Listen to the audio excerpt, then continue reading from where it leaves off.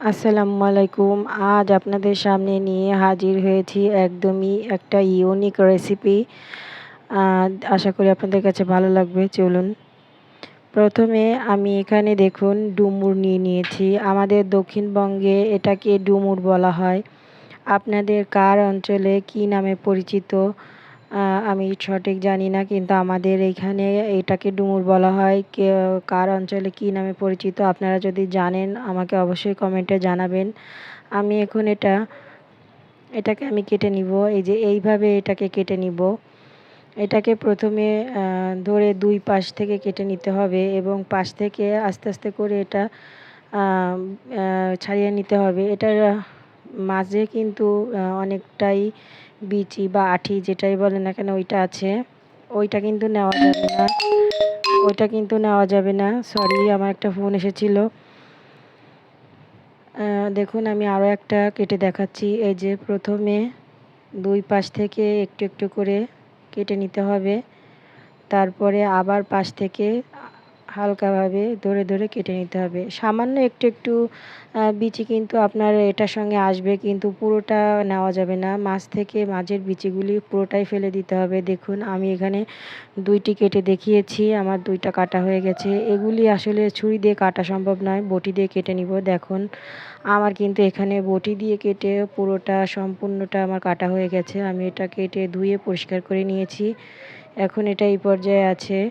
আসলে ছুরি দিয়ে কাটতে আমার অসুবিধা হচ্ছিলো, এজন্য আমি বটি দিয়ে কেটে নিয়েছি। এখন আমি আপনাদের রান্না করে দেখাবো। এই রেসিপিটা রান্না করার জন্য কিন্তু ২টা উপকরণ অবশ্যই প্রয়োজন। এর ফার্স্ট উপকরণ হচ্ছে নারকেলের দুধ। নারকেলের দুধ এটা অবশ্যই লাগবে। আর লাগবে চিংড়ি মাছ। আমি এখানে ২০০ গ্রামের মতো চিংড়ি মাছ নিয়ে নিয়েছি।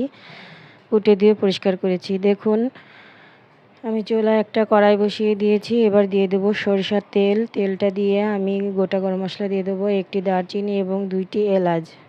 যখন এটা একটু গরম হয়ে আসবে এ পর্যায়ে আমি দিয়ে দেবো পেঁয়াজ কুচি।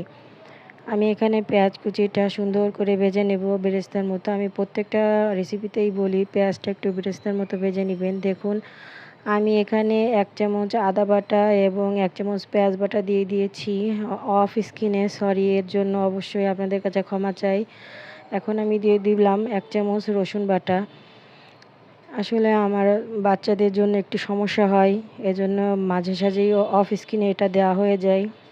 দেখুন এবারে আমি পুরোটা আদা রসুন বাটা এবং পেঁয়াজ বাটা কষিয়ে নিয়েছি। এখন আমি দিয়ে দেবো শুকনো উপকরণ। এখানে আমি পরিমাণ মতো লবণ, ১ চামচের মতো হলুদ এবং ১.৫ চামচের মতো একটু লাল মরিচের গুঁড়া দিয়ে দেবো। মরিচ এবং ঝাল আপনারা আপনাদের টেস্ট অনুযায়ী পছন্দ মতো দিবেন। এখানে দিয়ে দেবো আমি ১ চামচ ধনিয়া গুঁড়া। এবারে বাকি মশলাটার সঙ্গে আমি শুকনো উপকরণগুলো খুব ভালোভাবে নেড়েচেড়ে মিশিয়ে নেব। দেখুন আমি কিন্তু খুব ভালো করে নেড়েচেড়ে মিশিয়ে নিচ্ছি। এ পর্যায়ে আমি একটুখানি পানি দিয়ে দেবো যাতে নিচ থেকে ধরে না যায়। আপনারা মশলা কষানোর সময় সামান্য একটু পানি দিয়ে দিবেন। যদি মশলাটা নিচ থেকে ধরে যায় এতে কিন্তু ভালো লাগে না। দেখুন আমি এখন অপেক্ষা করব। দেখুন তেল উঠে এসেছে। আমি কিন্তু তেল ওঠা পর্যন্ত অপেক্ষা করেছিলাম। এখন আমি দিয়ে দেবো আগে থেকে পরিষ্কার করে রাখা যে চিংড়ি মাছটা আমি রেখেছিলাম, ওই চিংড়ি মাছটাই কিন্তু আমি এখন এর ভিতরে দিয়ে দেবো, যাতে করে মশলাটার সঙ্গে খুব ভালোভাবে কষানো হয়ে যায়। এই যে আমার চিংড়ি মাছটা আমি এখন দিয়ে দিলাম। এবারে আমি যে মশলাটা আমি কষিয়েছি এতক্ষণে, ওই মশলাটা আমি চিংড়ি মাছের সঙ্গে দিয়ে আবারও খুব ভালো করে চিংড়ি মাছটা মশলার সঙ্গে কষিয়ে নেব।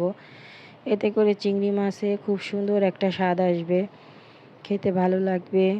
দেখুন আমি কিন্তু এটা কষিয়ে নিয়েছি। এটা আরও ভালো করে কষানোর জন্য আমি সামান্য একটু পানি দিয়ে দিলাম।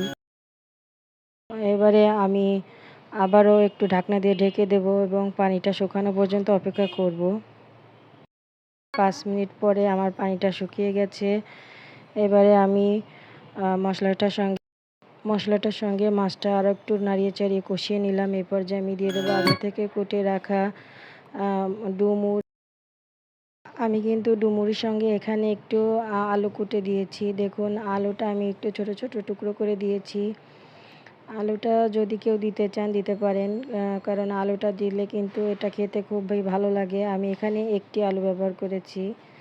দেখুন এবারে আমি ডুমুর এবং আলুটা সুন্দরভাবে মশলার সঙ্গে মিশিয়ে 5 মিনিটের মতো ঢাকা দিয়ে দেব।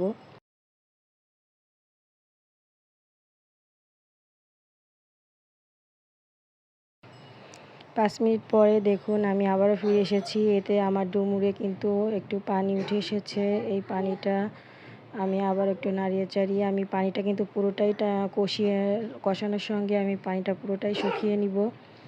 এখন আমি নাড়িয়ে চাড়িয়ে আমি আবারও একটু 5 মিনিটের জন্য এটাকে ঢাকা দিয়ে রাখবো, যাতে পানিটা একটু কমে আসে।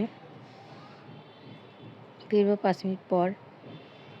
দেখুন 5 মিনিট পর এবারে কিন্তু আমার তরকারিতে আর পানি নেই। এখন আমি একটু নাড়িয়ে চাড়িয়ে দিচ্ছি।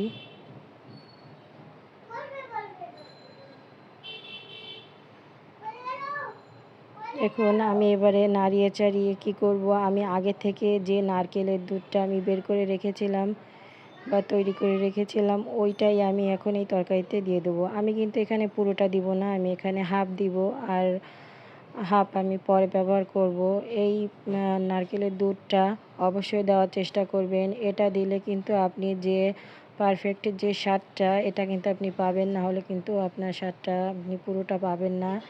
এই হাফ আমি দিয়েছি, এই হাফ যে নারকেলের দুধটা এটা আমি দিয়েছি তরকারিটা সেদ্ধ হওয়ার জন্য। এবার আমি ঢেকে 10 মিনিট অপেক্ষা করব। দেখুন 10 মিনিট পরে নারকেলের যে দুধটা আমি দিয়েছিলাম এটা কিন্তু পুরোটাই শুকিয়ে গেছে, নিচ থেকে তেল ভেসে উঠেছে, যে দেখুন দেখাই যাচ্ছে। এবারে আমি একটু নেড়ে চেড়ে নিচ থেকে যদি ধরে যায়, এজন্য আমি একটু নেড়ে চেড়ে দিচ্ছি। এ পর্যায়ে আমার চুলাটা কিন্তু একদম লোতে আছে। দেখুন আমার এটা কিন্তু সেদ্ধ হয়ে গেছে, খুবই গরম, ধরা যাচ্ছে না। আমি আরও একটা দেখাচ্ছি। এই যে দেখুন চাপ দিলেই গলে যাচ্ছে, এই যে পুরোটা সেদ্ধ হয়ে গেছে। এবারে আমি বাদ বাকি যে নারকেলের দুধটা আমি রেখেছিলাম ওইটাই আমি এখন এতে দিয়ে দেবো। এটাতেই কিন্তু আমি ঝোল দিব। আমি কিন্তু এই তরকারিতে কোনো রকম কোনো বাড়তি পানি দিব না। এই যে আমি এখন এটাকে নাড়িয়ে চাড়িয়ে সুন্দরভাবে আমি ঢাকনা দিয়ে ঢেকে দিব এবং ফিরবো আমি 10 মিনিট পর, যখন আমার তরকারিটা বলক এসে যাবে তখন। দেখুন 10 মিনিট পরে আমি ফিরে এসেছি। আমার তরকারিটা কিন্তু বলকাচ্ছে, এই যে বলক উঠে এসেছে। এ পর্যায়ে আপনারা যে যেমন ঝোল পছন্দ করেন সেভাবেই ঝোলটা রাখবেন। আমি আরও কিছুটা ঝোল কমাবো এখান থেকে। এ পর্যায়ে আপনারা লবণটা টেস্ট করে নেবেন। কেউ যদি চান এতে ভাজা যে মশলার গুঁড়াটা এটা দিবেন, সেটাও কিন্তু দিতে পারেন। দেখুন 5 মিনিট পরে এই যে আমার তরকারিটা কিন্তু পুরোটাই কমপ্লিট। এই যে আমার উপর থেকে পুরোটা তেল ভেসে উঠেছে, দেখুন। এই তো আমি এর থেকে ঝোল কমাবো না, এর থেকে বেশি ঝোল কমালে যেহেতু আলু দিয়েছি, ঝোলটা ঠান্ডা হয়ে যাওয়ার পর আরোটা একটু কমে যাবে। দেখুন আমি সার্ভ করে ফেলেছি এখানে। এই যে আমার সার্ভ করা হয়ে গেছে। দেখুন তরকারিটা দেখতে কতটা সুন্দর লাগছে। এই তো এইরকম একটি তরকারি আপনি কিন্তু গরম ভাত, রুটি, পরোটা যে কোনো কিছুর সাথে আপনি খেতে পারবেন। এর যে অথেন্টিক স্বাদ, এটা কিন্তু নারকেলের দুধ এবং চিংড়ি মাছটাই এনে দেবে। আপনারা অবশ্যই চেষ্টা করবেন চিংড়ি মাছ এবং নারকেলের দুধটা ব্যবহার করতে। যারা খেয়েছেন তারা তো জানেনই, আর যারা না টেস্ট করেছেন অবশ্যই একবার বাসায় টেস্ট করে দেখবেন, দেখবেন কেমন সুন্দর ভালো লাগে। আমার ভিডিওটি ভালো লাগলে একটি লাইক করবেন, কমেন্ট করবেন, শেয়ার করবেন এবং আমার চ্যানেলটি সাবস্ক্রাইব করে দেবেন। সবাই ভালো থাকবেন, সুস্থ থাকবেন। আল্লাহ হাফেজ। আসসালামু আলাইকুম। আপনাদেরটা কেমন হয়েছে অবশ্যই কিন্তু কমেন্টে জানাবেন, জানাতে ভুলবেন না।